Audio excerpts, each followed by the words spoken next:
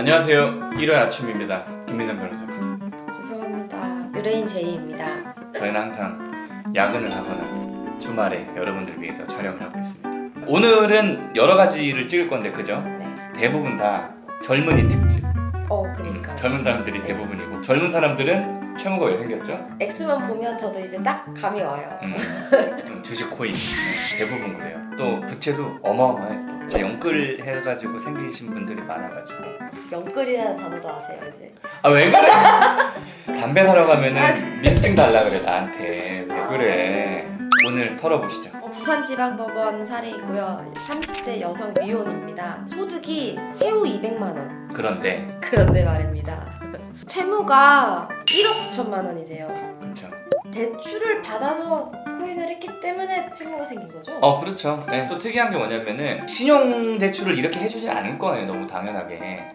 이분이 전세대출금이 1억 천 정도 있었는데 그게 질권 설정이 안 돼 있었어요. 그래서 집을 빼면 그 돈을 나한테 준단 말이야. 그쵸. 그래서 어떻게 했어? 그걸 다 넣어. 갚아야 되는데 그걸 안 갚고 코인으로 탕진을 한 거지. 집 생각 안 하고 집을 팔아서 그냥 어찌 집을 보면 넣은 거네요? 집을 넣은 거지. 코인을 집을 넣은 거지. 호방하신 분이에요. 청산가치로 산정되는 재산은 1,500만 원 자동차인데. 코인이고 주식이고 일단 신경 안 쓰고 원칙적으로 얼마 갚아야 돼요? 200만 원 버시니까 115만 원 떼고 85만 원씩 36개월. 한 3천만 원 정도 되겠네요. 그죠? 근데 변제율이 16%밖에 안 돼서 맞아요. 법원에서는 30% 밑에 변제율은 특별한 사정이 없는 한은 사실은 인정 안 해줘요. 그거는 갚는 걸로 보지도 않아요. 왜? 이자만 해도 그 정도 될 거거든. 이 사람은 16%란 말이야. 말이 안 되죠. 뭐 월세나 이런 걸 네. 내면 네. 있는데 이분은 또 아빠 집에서 같이 산단 말이야. 이분은 보정서가 7페이지. 지금 한번 읽어볼까요? 아래 사항을 소명하기 위해 제출해야 하는 서류는 관공서나 금융기관 등이 작성 또는 발행일로부터 2개월 이내에 문서를 제출하고 옛날 서류 제출하지 말라는 거예요. 뭐 1년 전에 급여, 뭐 2년 전에 급여 그런 건 인정 안 해주겠다는 거예요. 한 1, 2개월 사이에 있는 서류들을 다 내라는 거예요. 그 다음에 밑에 거.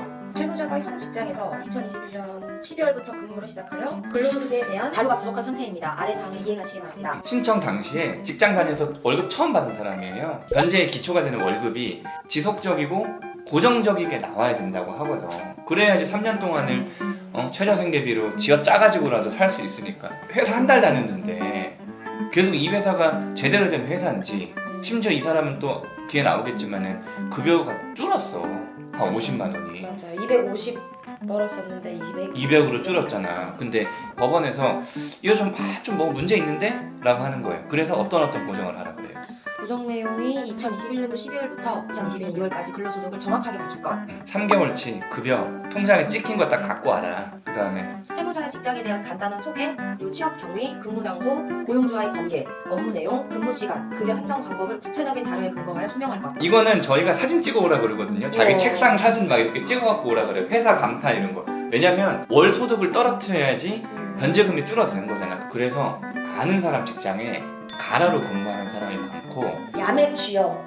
그렇지. 그러니까 실제 네 책상이 있느냐, 이 회사 뭐 하는 회사냐, 너는 거기서 무슨 일을 하느냐, 그러니까 고용주와의 관계 이런 걸 어떻게 설명해요? 아무 관계 없다 하면 그냥 되지. 갑과 을의 관계입니다. 그렇지. 갑을 관계긴 한데 처음 보는 사람입니다. 아니면 뭐 누구 소개받았습니다. 왜냐면 자기 마누라 회사, 자기 뭐 아빠 회사 많아요 생각보다. 왜? 거기는 내가 뭐 $200면 200 주면 되는 거고 그러잖아. 그런 것들 다 소명하라는 거예요. 이전 회사의 어떤 자료도 내라 그랬는데 이전 회사 폐업했거든. 근거가 충분히 되기는 하겠네. 소명에 대해서 이해는 했단 소리예요. 그 다음 거.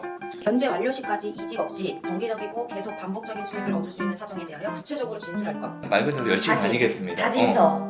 이분은 진짜로 내같이 죽기 전에 이 빚을 다 갚겠다는 각오로, 실제 그 문구가 나와. 죽기 전에 이 빚을 다 갚겠다는 각오로 이 회사를 절대 그만두지 않고 열심히 다니겠다. 이렇게 적었어요, 실제로. 그 다음에 이거. 현 직장 이전 최근 5년간의 과거 경력을 상세히 기술하시고 채무자의 종전 근무지에서의 소득에 대한 객관적인 자료, 퇴직증명서? 퇴직증명서, 퇴직 후 출영 확인서 및 그 사용처 등에 대한 자료를 첨부하여 현 근무지로 이직 사유를 구체적으로 설명하되. 왜냐면 이 사람이 이 전 직장에 한 4년 다녔거든. 퇴직금 나올 거 아니에요. 전 직장이 급여가 250이었으니까 얼마야? 4년이면 1,000만 넘게 나오잖아요. 이분 퇴직금은요? 그래, 어디다 썼겠어? 야, 집까지 날려가지고 퇴직금도 다 집어넣은 거지. 주식 투자 실패에 관련해서 2년 2년간. 동안의 네. 수익률, 그 다음에 증권회사의 모든 통장 거래 내역, 손실액 도표를 정리해라. 그 다음에 현재 하지 않은 현재 것. 하지 않음을 소명하실 것. 사실 저한테 문의하시는 분들 중에 이런 분들이 있어요. 이 회생 기간 중에 이 주식을 해도 돼요? 이렇게 물어보면 선생님 왜 욕먹을 소리 하실까? 그러니까 사실 되게 욕하고 싶거든. 정신 좀 차리라고 하고 싶어. 7페이지짜리 보정이 나왔으니까 풀 보정이 나온 거지. 자기가 풀 매수했으니까 보정도 풀로 나온 거야. 저도 사실 그때 보정했을 때는 그냥 딱 뭐 이렇게 해가지고 보내드렸는데 실제로 보정서 보니까 복잡하지. 사실 이해가 안 돼. 읽어보면. 10페이지 되더라고요. 그래가지고 그래가지고 이 보정서의 사실 핵심인 거야. 생계비 등을 조정, 변제 기간을 최대한 늘리는 등으로 변제율을 대폭 상향한 성실한 변제 계획안을 제출하는 방안을 검토하십시오. 16%? 말이 안 되니까 헛소리 하지 말라는 거야. 16% 이게 되냐? 이거는 불성실하다. 이거예요. 변경된 변제 계획은 어떻죠? 네, 변경된 건 월소득에서 최저 생활비 110만 원 뺀 90만 원. 종전에는 이제 원칙대로 115만 원을 넣었는데 네, 조금 줄인 거지.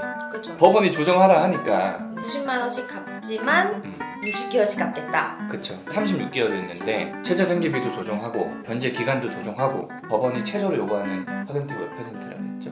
30%. 네. 그걸 딱 맞춘 거지. 5,400만 원을 갚겠다 해서 30%딱 변제하겠다 하고 도박문제관리센터라든가 신용회복위원회 온라인 교육이라든가 이런 사행성 채무를 절대로 하지 않겠다는 다짐이 담긴 반성문을 써서 내라 라고 해서 이분이 실제로 보정 과정 중에 한 5시간 정도 도박문제관리센터에 가가지고 대면 상담을 하고 그렇게 30% 변제를 맞췄는데 다행스럽게도 개시가 된 거지. 항상 말씀드리지만 도박, 코인, 주식 이런 사행성 채무들은요 전액 변제가 원칙이에요. 전액 변제가 원칙인데 앞서 소개했었던 사례들이 좀 말이 안 되게 좋다 보니까 근데 이것도 사실 좋은 거야. 이것도 부산지방법원 그렇게 쉽지 않은 법원입니다. 부산에서 30%? 이거는 사실 회생위원님이 되게 착한 거예요. 채무자의 빠른 이 경제적인 그 회복을 위해서 30% 변제 정도로 인정해줬다는 게 고마울 일이죠. 채무자한테는 잘 갚으셔야 되겠죠. 다시는 코인 안 하셨으면 좋겠습니다. 우린 다음 사례로 오겠습니다. 감사합니다.